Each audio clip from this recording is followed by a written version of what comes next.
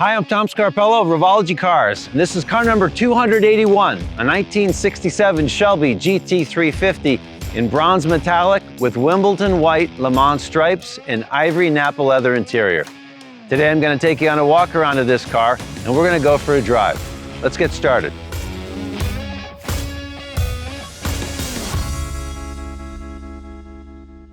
All right, 1967 Shelby GT350 bronze metallic.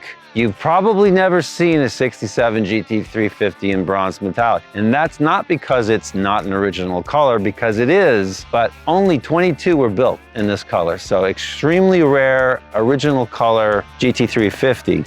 This car was built for our best client. This is a client who has been an enthusiastic fan of Revology Cars since the very beginning. In fact, there was a point in our history at which he owned 20% of the Revology cars that had ever been built. He owns car number 2, 3, 17, and 21. He was a great supporter in the early years when we really needed it, and he's been a great supporter more recently as well. And he's a collector, and he's a very knowledgeable collector, and he's very much a stickler for attention to detail and authenticity. And this car, 281, is no exception. So he opted for the original color, bronze metallic, this very rare color, factory configuration with the hood pins with the cable, so very much like the original GT350. At the side, he opted for the 10-spoke aluminum wheels. Of course, ours are 17 inches versus the 15-inch originals, which is necessary to package the much larger modern brake system. At the back of the car, it's the GT350 rear. The only tip off here that you're not looking at an original GT350 would be the exhaust tips and, well, the fact that the car's pulling away from you much faster than you would have expected it. This is a modern interpretation of the original 1967 Shelby interior. It is Nappa leather. The ivory leather is a Mercedes OEM leather, and the black, which is used on the dash to minimize reflections off the glass, is a Porsche leather. The brushed aluminum veneer, we have laser cut here locally to fit the cluster and the dash. The cluster is a silver dial cluster to match the aluminum, and it gives you a very rich premium touch to the interior. On the 1968 models that have the walnut veneer, we use a black gauge face, which matches better with the walnut. This car is equipped with the 10R80 automatic with our T-handle shifter, which we install now in all of our automatic equipped cars. So all in all, a extremely tasteful and elegant interior, very modern yet authentic looking. Let's go for a ride.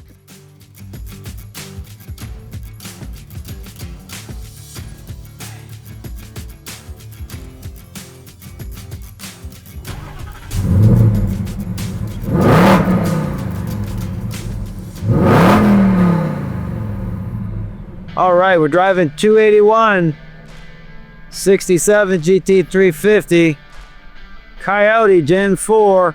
It's got the Coyote Gen 4. All right, let's listen to this tranny bang off some shifts with the windows open. I got a little clear stretch here.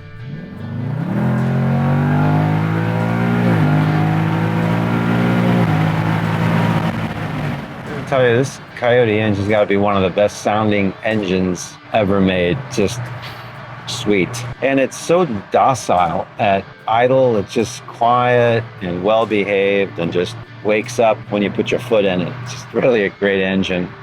Probably one of the best engines of all time, particularly for a volume engine, which is really quite a remarkable achievement. So kudos to the Ford team for bringing us the Coyote engine. Last week, I had the privilege of being on Bloomberg for Open Interest. It was a live broadcast, and I've never done that before. It's a completely new thing.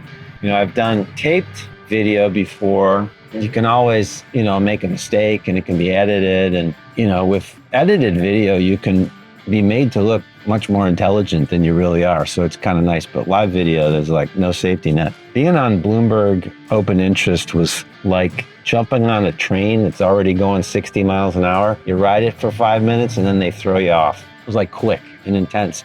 one of the things they asked me was about the tariffs and would that affect us? And the answer is yes, of course, if they apply to us. Now, currently, we're fortunate because auto parts qualify under the US-Mexico-Canada trade agreement, formerly known as NAFTA. So we haven't been impacted yet. But if we were to get hit with a 25% tariff, yeah, that would have a massive negative impact. First of all, our engines come from Canada. That's a big issue. But we have a lot of parts that come from outside of the US, just like any other auto manufacturer. These days, the auto industry is truly global. Every OEM is sourcing components from all over the world. It's a very complex web of trade. And, if you make a change, particularly an overnight change, you just can't react to it. Ford's not going to shut down the factory in Windsor and build a new factory over in the United States quickly. It would take several years. A factory is a multi-decade investment. And in this particular case, this factory in Windsor builds only V8 engines. So kind of what that means for V8 engines if that were to happen. So I really don't think this is going to stick. But in any case, if it did, we really wouldn't have any alternative but to absorb the impact ourselves, because we've already made the commitment to the customer who's ordered the car. The price is fixed. So if all of a sudden we have a tariff that raises our cost on goods that are imported from outside of the United States, we have to absorb that increase from our margins. So that becomes a real negative. The other thing is that because we're a low volume manufacturer, a lot of the things that we do, it's not like a real attractive business to a supplier. When we go to a supplier and say, hey, we want to buy 50 of these a year or 100 of these a year, when a supplier might be accustomed to making thousands of something. So often, companies in the US, their process is designed for higher volume. They're not really set up for lower volume, or the investment is really high, and it just doesn't really make sense. Where sometimes an overseas supplier, maybe they have a process that's more manual, it requires less investment, and they can do lower volume. Plus, if you have to change processes for the manufacturer of a part or a component, that means you're probably buying new tools and equipment. So now you're making another investment. It just really becomes very, very costly to make any kind of a sourcing change. So what you really need to keep your costs down is keep your sourcing plan as stable as possible. So that's why these tariffs are so disruptive. But as I said, I don't think they're going to stick. I think it's more likely a negotiating strategy, and hopefully cooler heads will prevail. But anyway, here we are. We'll just keep our eyes on it and do the best we can in the meantime. That's what we do.